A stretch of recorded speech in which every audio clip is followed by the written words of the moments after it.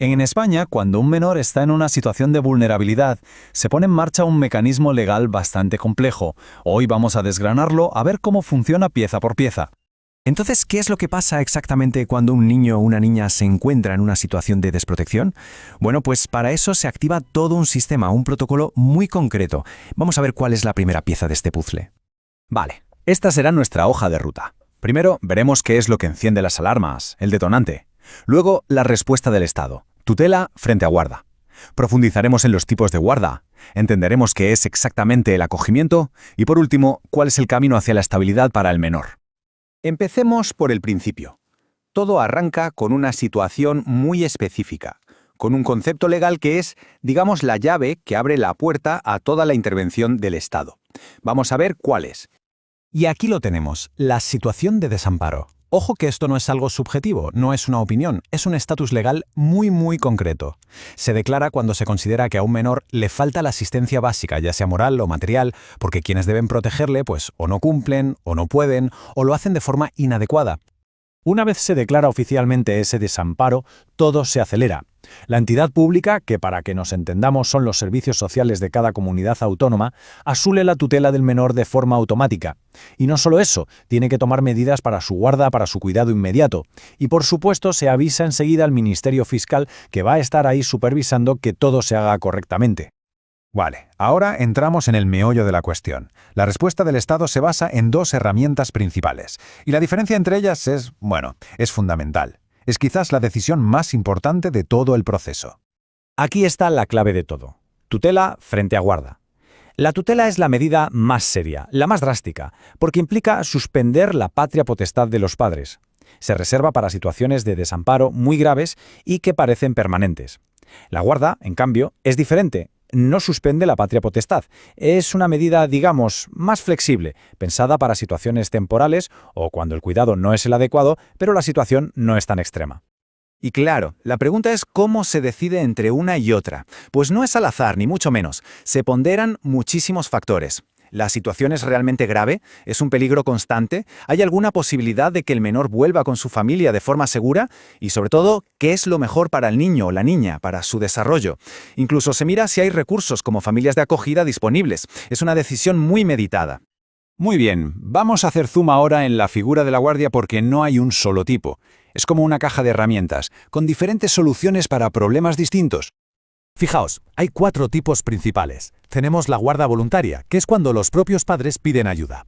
Luego está la provisional, que es una medida de emergencia, para actuar ya, mientras se investiga. La de hecho, que es una situación un poco particular, y la judicial, que la ordena un juez y que suele ser el paso previo al acogimiento. Vamos a pararnos un momento en la guarda por entrega voluntaria. Es muy interesante porque aquí son los propios padres o tutores los que ante una situación grave pero temporal, imaginaos una enfermedad, problemas económicos muy serios, piden a la administración que se haga cargo de su hijo por un tiempo. Es una forma de pedir ayuda, de colaborar, sin que eso suponga perder la patria potestad. El plazo máximo es de 2 años. Y luego tenemos esta otra, la guarda provisional. Esta es la respuesta de emergencia, el botón rojo.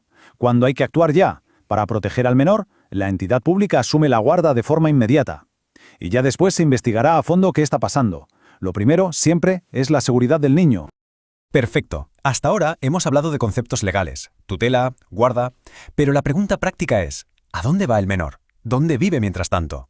Bueno, pues para eso está la figura del acogimiento.